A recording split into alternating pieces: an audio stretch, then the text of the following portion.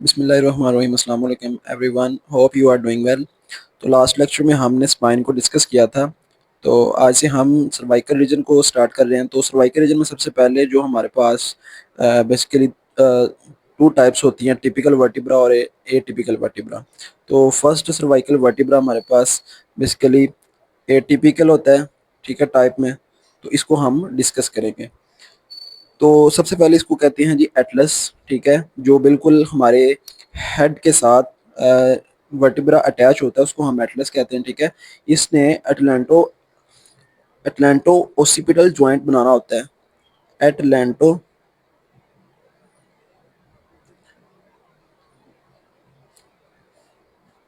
Atlanto occipital joint बनाना होता है, ठीक है। तो इसकी अगर हम शेप की बात करें तो शेप बेसिकली इसकी रिंग शेप होती है।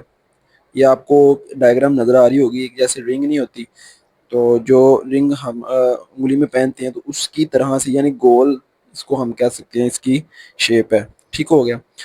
उसके बाद इसके अंदर कुछ स्ट्रक्चर्स हैं, इसको हमने यहाँ मार्क करना है। ये मैंने इसलिए नहीं मार्क किया क्योंकि इसको हम वन बाय वन मार्क करेंगे तो इजीली हमें याद भी हो जाएगा। ठीक हो गया। सबसे पहले इसके आर्चीज होते हैं, मैं आपको बता दूं, आर्चीज होते हैं, ठीक है। उसके बाद ये कुछ लेटरल मासिस होते हैं, ठीक है, और ट्रांसवर्स प्रोसेस होते हैं। तो सबसे पहले हम देख लेते हैं आर्चीज को। आर्चीज में सबसे पहले हमारे पास आता है जी एंटीरियर एंड पोस्टीरियर।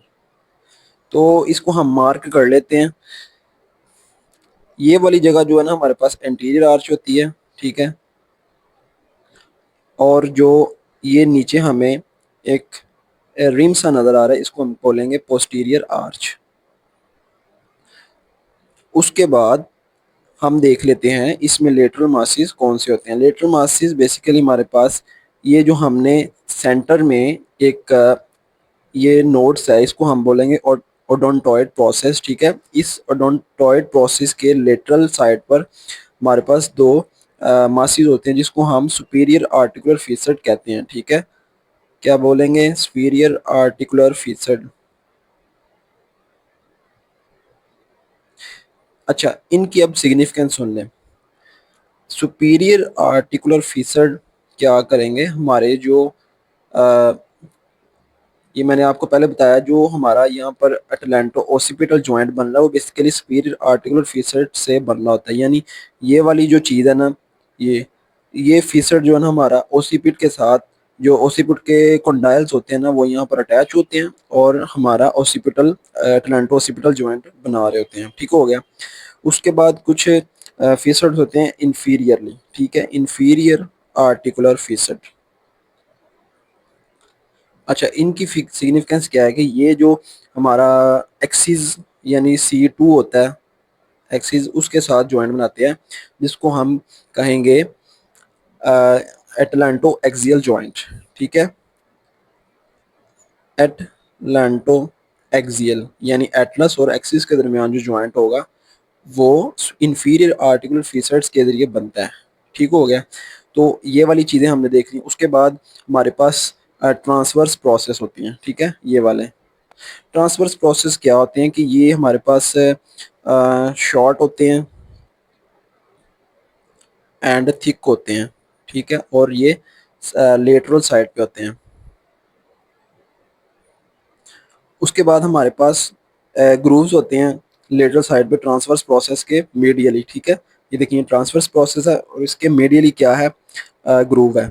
इस ग्रूव की एक सिग्निफिकेंस ये है कि जो हमारी वर्टिब्रल आर्टरी होती है, जो हमारी नेक की सबसे लार्जेस्ट आर्टरी होती है, जो हमारे ब्रेन को सप्लाई कर रही होती है, उसमें से इसमें से वर्टिब्रल आर्टरी गुजरती है, ठीक है।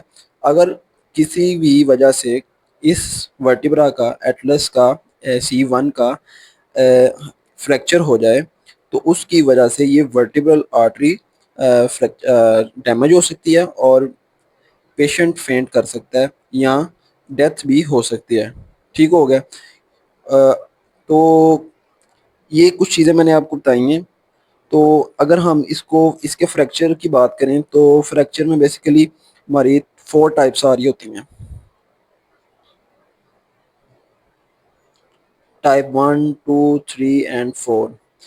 तो टाइप 1 देख लेते हैं। टाइप 1 में ये होता है कि हमारा जो इधर सुपीरियर साइड पे एंटीरियर आर्चीज होती हैं, यहाँ से फ्रैक्चर हो सकता है। ठीक है, वो एक साइड से भी हो सकता है और ये दोनों साइड से भी हो सकता है। और जो हमारा टाइप 2 है वो ये पोस्टीरियर साइड या इंफीरियर बॉर्डर पर भी हो सकते हैं। जैसे यहाँ पर हमारा पोस्टीरियर आर्चीज है, यहाँ पर भी फ्रैक्चर हो सकता है। और टाइप 3 में क्या होता है कि वन साइड यानी एंटीरियर आर्चीज और पोस्टीरियर आर्चीज पर फ्रैक्चर हो सकता है, यानी इस साइड पर या इस साइड पर। और फ्रैक्चर जो टाइप 4 है वो हमारा ट्रांसवर्स प्रोसेस के ऊपर होता है, यानी ग्रूव के ऊपर। तो बेसिकली जो वर्टेब्रल आर्टरी है वो यहाँ से डैमेज होगी फ्रैक्चर की वजह से, जिसकी वजह से ब्रेन को सप्लाई नहीं जाएगी और पेशेंट की डेथ भी हो सकती है।